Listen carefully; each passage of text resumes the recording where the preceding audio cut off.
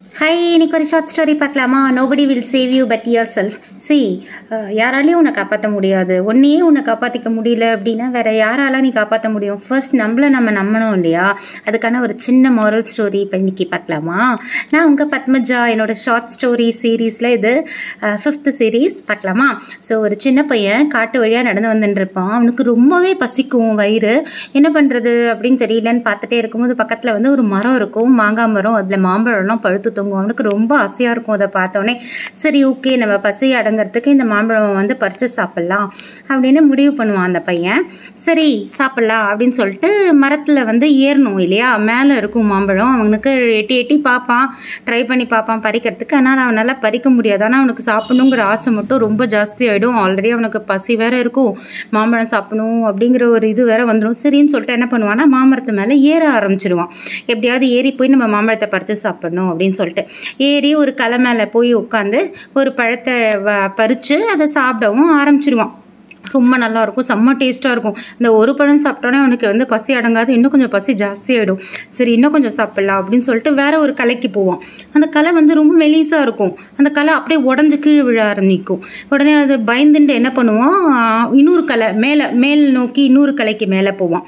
அங்கே போய் ஒரு மாம்பழத்தை பறித்து சாப்பிடுவான். அதுக்கும் மேலே பார்த்தா இன்னொரு மாம்பழம் இருக்கும், அதை சாப்பிடணும்னு ஆசைப்படுவான். ஆனால் பார்த்தா களைங்க ரொம்ப வீக்காக இருக்க வந்து அவனால் வந்து இது நிற்க முடியாது. அந்த களையில் உட்காந்து சாப்பிடவே முடியாது.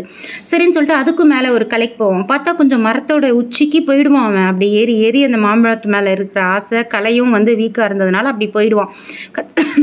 கடைசியில் என்ன ஆகும், ஒரு கலையில் உட்காந்து சாப்பிட்டுட்டே இருக்கும்போது பார்த்தா களை ரொம்ப வீக்காகி திருப்பி உடஞ்சி விழுற மாதிரி ஆகிடும்.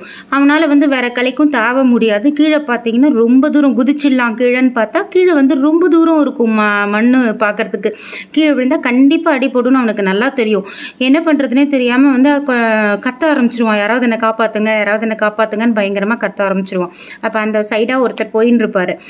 அவர் என்ன பண்ணுவார்னா அவர்கிட்ட ஹெல்ப் கேட்பான், கத்தி ஹெல்ப் கேட்பான். என்னை எப்படியாவது காப்பாற்றுங்க, நான் கீழே விழுந்து அடிபட்டுரும், என்னை எப்படியாவது காப்பாற்றுங்கன்னு சொல்லிட்டு மரத்து மேலேன்னு சொல்லிட்டு அந்த பையன் ரொம்ப கத்துவான். உடனே அவர் என்ன பண்ணுவார் தெரியுமா, கீழேருந்து ஒரு கல் எடுத்து அவன் மேலே ஓங்கி வீசி அடிப்பார். அவனுக்கு செம்ம கோவம் வரும். நானே வந்து இங்கே கலையில் வந்து தெரியாமல் எதுவும் உட்காந்து மாட்டின்ட்டேன், என்னால் வந்து கீழே குதிக்க முடிய பயந்துட்டு இருக்கேன், செத்து போயிடுவேணும்னு பயப்படுறேன், நீ என் மேலே கல் எடுத்து அடிக்கிற அப்படின்னு சொல்லிட்டு என்ன பண்ணுவான், அங்கேருந்து இன்னொரு கலைக்கு போவான். இன்னொரு கலையில் போய் எப்படியோ போயிட்டு அங்கே உட்காந்துப்பான். திருப்பி இவர் என்ன பண்ணுவார்னா என்னை காப்பாற்றுங்கன்னு கத்துவான். திருப்பி இவர் என்ன பண்ணுவார்னா இன்னொரு கல் எடுத்து அவன் மேலே அடிப்பார். அவனுக்கு செம்ம கோவம் வந்துடும், அவனால் தாங்கவே முடியாது. சரி கல் எடுத்து அடிக்கிறாருன்னு சொல்லிட்டு எப்படியோ சர்வை பண்ணிட்டு இன்னொரு கலைக்கு போய் அங்கே உட்காந்துருவான்.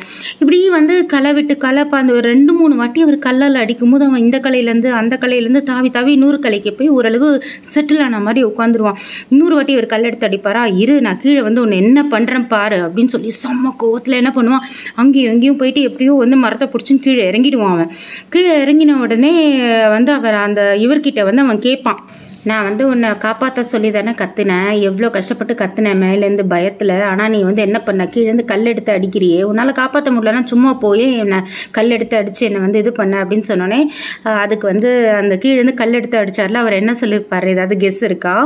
ஓகே நானே சொல்கிறேன். அவர் என்ன சொல்லியிருப்பார் அப்படின்னா, நான் வந்து உன்னை கல் எடுத்து அடித்தது உன் நல்லதுக்காக தான் அடித்தேன், நீ உன்னை யாரும் காப்பாற்ற முடியாது, உன்னை நீ தான் காப்பாற்றிக்கணும், நான் கல் எடுத்து அடித்ததுனால தான் நீ வந்து இங்கேருந்து இன்னொரு கலை கொஞ்சம் கிரிப்பான கலைக்கு போயிட்டு கஷ்டப்பட்டு நீ கீழே இறங்குன, அப்படி இல்லைன்னா நீ மேலேயே தொங்கின்னு வேற யாராவது வந்து காப்பாற்ற மாட்டாங்களான்னு சொல்லிட்டு தான் நீ காத்துன்னு இருந்திருப்ப.